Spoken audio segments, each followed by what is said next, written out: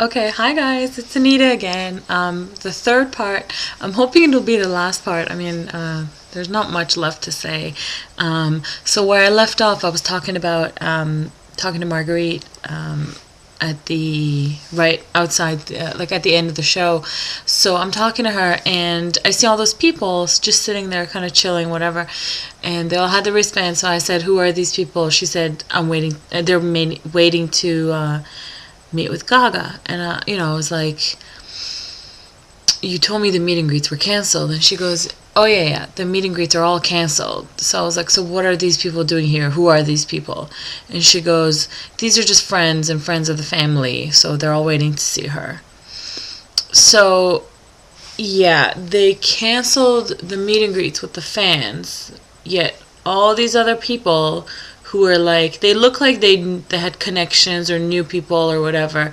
They were just sitting there waiting, and it was kind of like a punch in the fucking face, like we really wanted to meet her, and I wasn't the only one. Like a lot of people really went out of their way to try and get these tickets to fly down to New York, all this stuff. And it was like, it was really, when the whole thing happened, and it was kind of like, I felt like I was betrayed, and I know a lot of other people felt like this. And honestly, this whole video, it's not like to point fingers at anybody, or hate on anybody, or spread any kind of bullshit like that, because I really do believe, like, I believe in respecting everybody and loving everybody and all of that. But I mean, it's kind of a shitty thing to do to your fans, like I was heartbroken, and for days, actually no, for weeks, I couldn't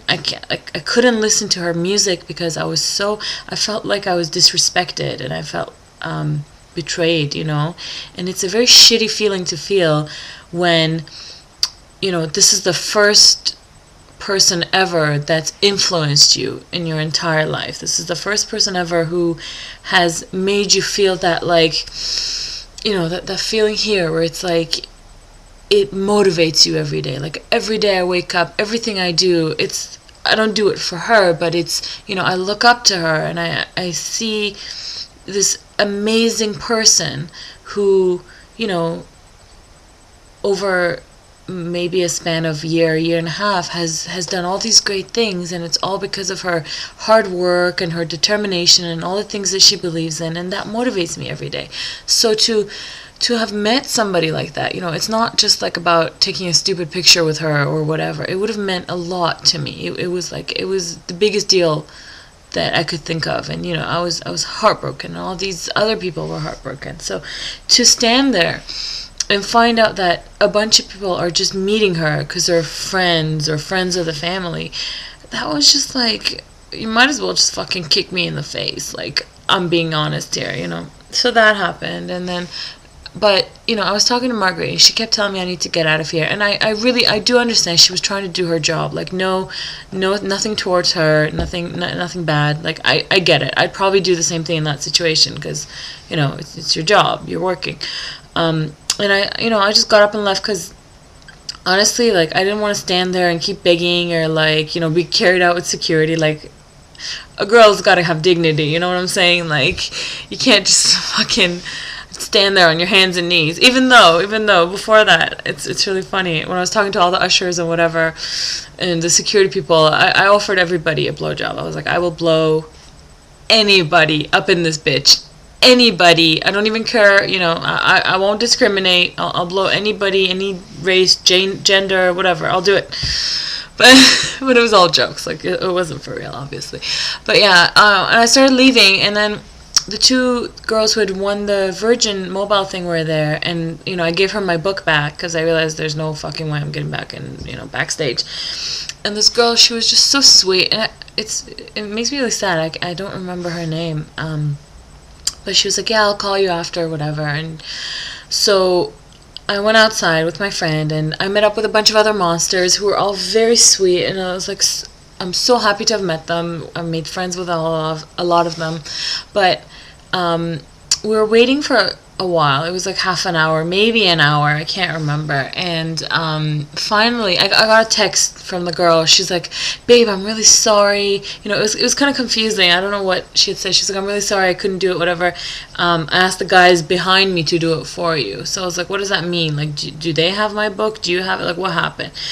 So while I'm texting her back, you know, she comes outside, and like it was where we were standing. So I see her, and she looks fucking pissed, you guys. Like she looked really angry, and like her eyes were just kind of like, I don't know if they had tears in them, whatever, but they look like she looked pissed, right?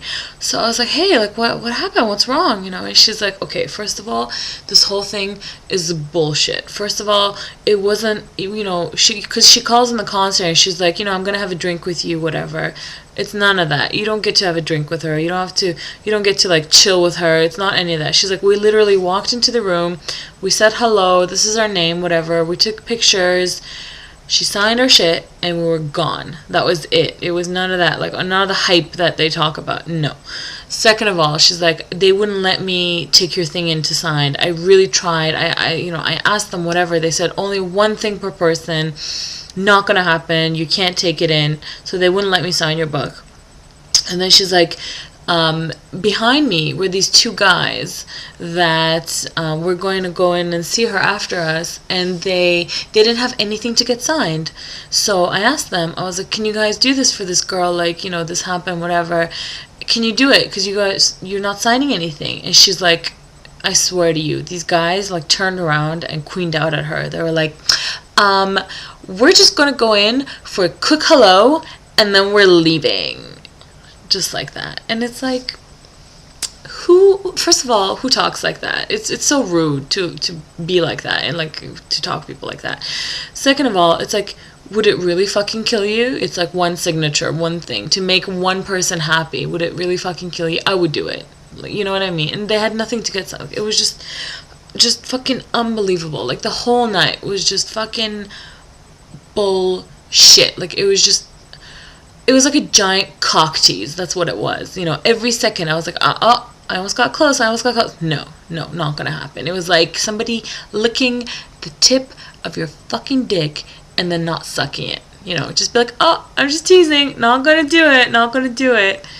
That's what the whole night was about. And it was, you know, it was so frustrating. The whole thing was so frustrating. It got me so angry that, like, as much as I fucking loved the show, and it was amazing. It really was. But all this drama happening before and after and during, all this stuff, and the meet and greets being canceled, like in general, it took away from really enjoying the show and really feeling it. And because I was there at the front of the show too, like I was in the second row in the VIP, so I was very close, and it was so bizarre to me that I'm like this close to this person. I can literally, like, she's right there in front of me, and I can't meet her, and I can't talk to her, and it was just, it's mind-boggling.